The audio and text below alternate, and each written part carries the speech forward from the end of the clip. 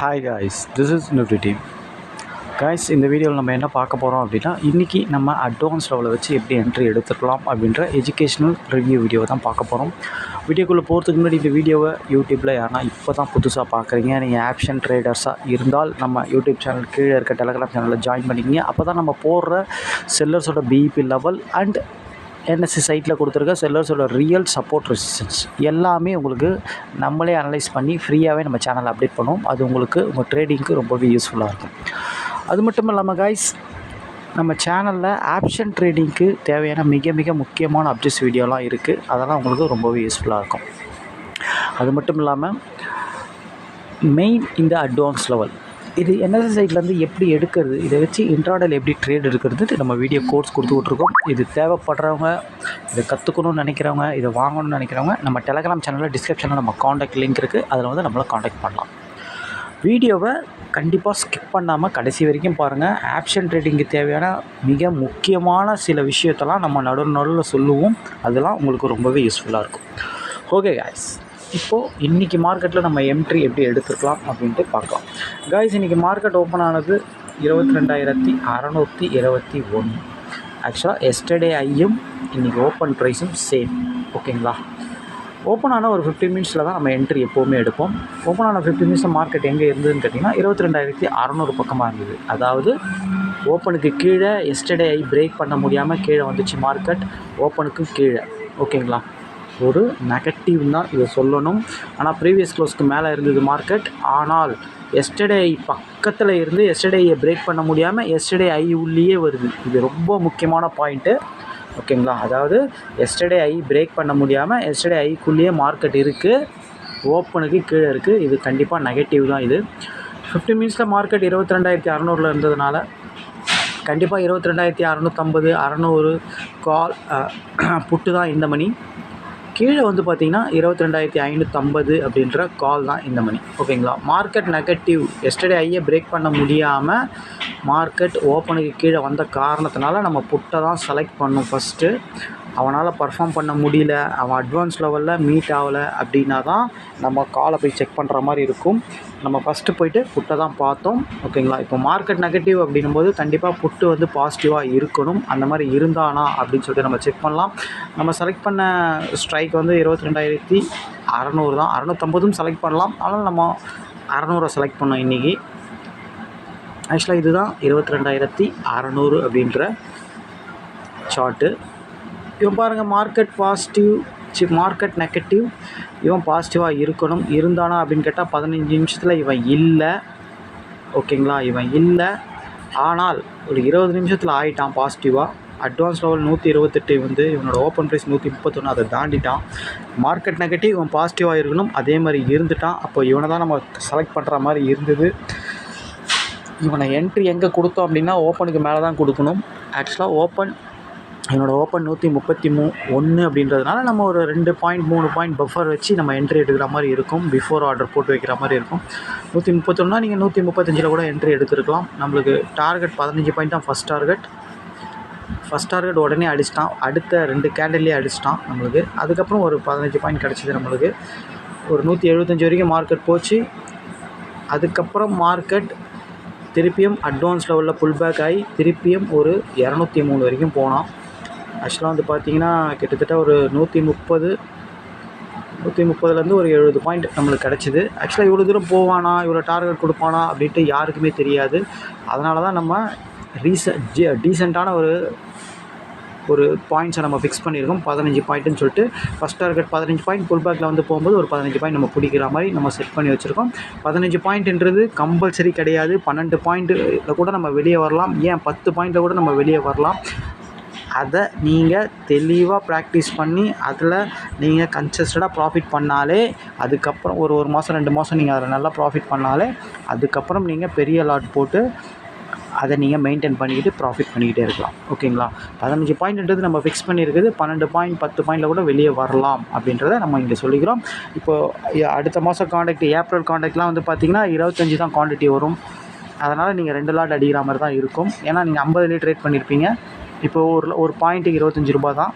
அப்போ வந்து 10 பாயிண்ட் போனால் 250 ரூபா தான். அப்போ நீங்கள் 2 லாட் அடிக்கிற மாதிரி இருக்கும். அப்போ தான் உங்களுக்கு 500 பாயிண்ட் 500 ரூபா கிடைக்கும். ஓகேங்களா, அது நீங்கள் பார்த்துங்க. ஓகேங்களா, ஓகே. அதாவது என்ட்ரி நீங்கள் இப்போது தெளிவாக பார்த்தீங்க. மார்க்கெட் நெகட்டிவாக இருந்தால் நம்ம புட்டு எடுப்போம், பாசிட்டிவாக இருந்தால் கால் எடுப்போம். இதுதான் லாஜிக்கு. அதே மாதிரி மார்க்கெட் நெகட்டிவாக இருக்கும்போது புட்டு பாசிட்டிவாக இருக்கணும். அதாவது பாசிட்டிவ் மீன்ஸ் ஓப்பனுக்கு மேலே அட்வான்ஸ் லெவலில் மீட் ஆனால் தான் நம்ம எடுக்க முடியும். இவன் மீட் ஆனால் எடுத்தோம், கரெக்டாக டார்கெட் கொடுத்துட்டா முடிஞ்சிடுச்சு. ரொம்ப ஈஸியாக உங்களுக்கு இது தெரியும். ஆனால் இதில் நம்ம எந்த மாதிரி செட்டப் இருந்தால் நம்ம நல்லா ஈஸியாக எடுக்கலாம் அப்படின்ட்டு நம்ம சொல்லியிருக்கோம். எஸ்டர்டே பிரேக் ஆகாமல் எஸ்டர்டே ஐக்குள்ளேயே வந்தால் எடுக்கலாம், எஸ்டர்டே பிரேக் பண்ணால் எடுக்கலாம், எஸ்டர்டே லோ பிரேக் பண்ணால் எடுக்கலாம், எஸ்டர்டே லோவை பிரேக் பண்ணி லோ உள்ளே வந்துட்டானா அதையும் எடுக்கலாம்னு நம்ம சொல்லியிருக்கோம். இன்றைக்கி என்ன சினாரியோ, கரெக்டாக எஸ்டர்டே பிரேக் பண்ணி எஸ்டர்டே உள்ளே வந்தது. அதனால தான் நம்ம இவனை செலக்ட் பண்ணணும். இன்னொரு விஷயம் இதில் இது ஒரு பாயிண்ட்டு. இன்னொரு விஷயம் இதில் என்ன அப்படின்னா, நீங்கள் புட்டை பார்க்கும்போது இந்த இடத்துல இருக்க காலையும் போய் செக் பண்ணுற மாதிரி தான். செக் பண்ணால் உங்களுக்கு அது நல்லாவே புரியும். ஆக்சுவலாக மார்க்கெட் எஸ்டர்டே ஐயை தாண்ட முடியாமல் ஐ உள்ளே வரான். அதே சினாரியோவில் தான் காலும் இருக்கணும். ஆனால் நீங்கள் பார்த்தீங்கன்னா தெரியும், 22,600 கால் எஸ்டர்டே இங்கே இருக்குது. அவன் ஓப்பனே எஸ்டர்டே கீழே தான் இருக்கிறான். இன்னொன்று அவன் ஓப்பன் ப்ரைஸையோ அட்வான்ஸ் லெவலையோ கீழே தான் உடச்சிட்டான். ஓகேங்களா, கீழே உடச்சி தான் ஓப்பன் ஆச்சு மார்க்கெட்டு. ஓகேங்களா, எஸ்டர்டேயே தாண்டலை. ஃபஸ்ட்டு பாயிண்ட்டு, மார்க்கெட் வந்து எஸ்டர்டே கிட்ட வந்து கீழே உடச்சிது, அது ஓகே. ஆனால் ப்ரீமியம் பாருங்கள், எஸ்டர்டே கிட்டேயே போகவே இல்லை.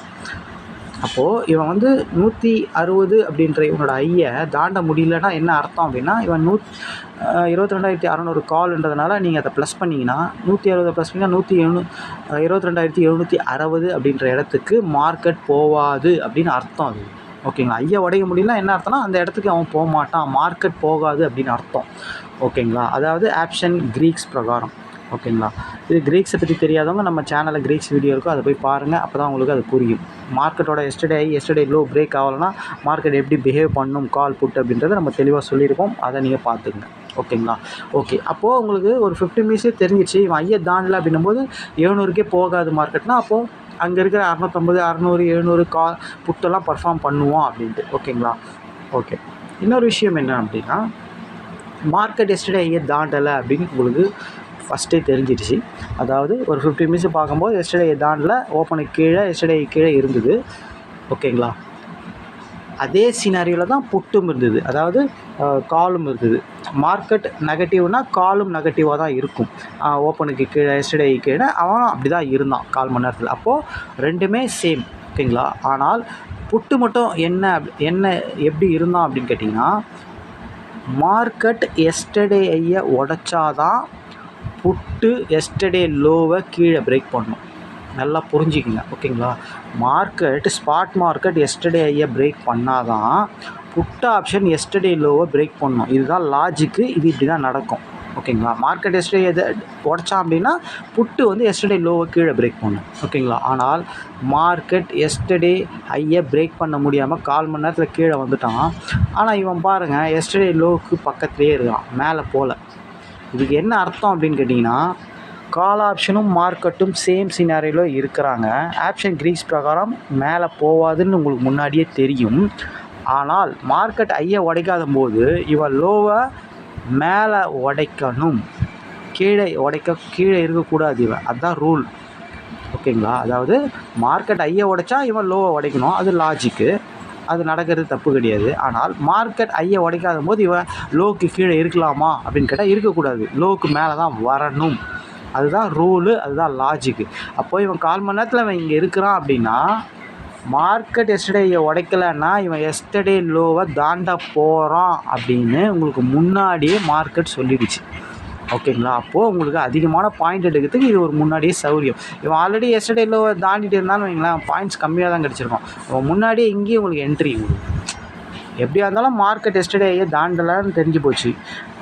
கால் ஆப்ஷனும் எஸ்டர்டே ஐயை தாண்டல முடியல, ஓப்பனையும் அட்வான்ஸ் லோவையும் கீழே உடச்சிட்டான்றதை நீங்கள் பார்த்துட்டீங்க. அப்போது இவன் தான் பர்ஃபார்ம் பண்ணி ஆகணுன்னா இவன் உடனே பர்ஃபார்ம் பண்ண மாட்டான். அவங்க 2 பேரும் பொறுமையாக கீழே வந்தவொன்னா இவன் பொறுமையாக ஒரே ரேலி ஆகிடுவான். ஓகேங்களா, இல்லை ரேலி ஆகாமல் கூட இருந்து ஒரு 1/2 hour 45 minutes கழிச்சு கூட இவன் ரேலி ஆகும். அப்படி தான் நடக்கும் மார்க்கெட். ஓகேங்களா, உடனே டக்குன்னு மேலே போயிடாது. ஓகேங்களா, இவன் பாருங்கள் எவ்வளோ நேரம் கழிச்சு மேலே போகிறான் பாருங்கள், அரை மணி நேரம் கழிச்சு மேலே போகிறான். ஓகேங்களா, இது ஏன் மேலே போகிறான்னா கண்டிப்பாக இப்படி தான் நடக்கணும். மார்க்கெட் எஸ்டர்டே ஐயை உடைச்சா இவன் லோ உடைக்கணும், மார்க்கெட் எஸ்டர்டே ஐயை உடைக்கலைன்னா இவன் லோ உடச்சி உள்ளே வரணும் தான் ரூலு. அப்போ இவன் வரப்போகிறான்றது முன்னாடியே தெரியும். இதுதான் ரொம்ப ரொம்ப ரொம்ப முக்கியம் நம்ம என்ட்ரி எடுக்கிறதுக்கு காரணம். ஓகேங்களா, இதுதான் ஆப்ஷன் கிரீக்ஸ்னு சொல்லுவாங்க. ஓகேங்களா, அதாவது எஸ்டர்டே ஐயை மார்க்கெட் தாண்டலைன்னா மார்க்கெட்டு மேலே போகாதுன்னு அர்த்தம். அப்போ அங்கே இருக்கிற புட் ஆப்ஷன் தான் பர்ஃபார்ம் பண்ணணும். இது ரூல். இதுதான் இப்படி தான் 80% நடக்கணும். ஆனால் இது 100% கிடையாது. இப்படி தான் நடந்தே தீரணும்னு சொல்லிட்டு நீங்கள் அப்படியே போய்ட்டு 1000 லாட் 500 லாட்லாம் அடிக்க முடியாது. ஓகேங்களா, என்ன வேணால் நடக்கும். திடீர்னு மார்க்கெட் வந்து ரிவர்ஸ் கூட ஆகிடும். மார்க்கெட் திடீர்னு எஸ்டர்டேயே ஒரு கீழே வந்தவன் திடீர்னு மேலே கூட போயிடுவான் ஒரே கேண்டில். அதெல்லாம் சொல்ல முடியாது.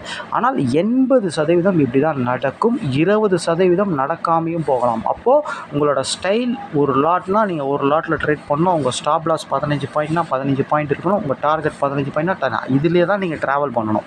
ஓகேங்களா, இதில் நீங்கள் மாறவே கூடாது. ஒரு நாளைக்கு ஒரு ட்ரேட்னா ஒரு ட்ரேட் இப்படி தான் நீங்கள் ட்ரேட் எடுக்கணும். ஓகேங்களா, இல்லை நான் 2 ட்ரேட் எடுத்துக்கிறாங்க அதுக்கேற்ற மாதிரி நான் மணி மேனேஜ்மெண்ட் பண்ணிக்கலாம், அதுக்கேற்ற மாதிரி நீங்கள் மணி மேனேஜ்மெண்ட் பண்ணிக்கலாம்.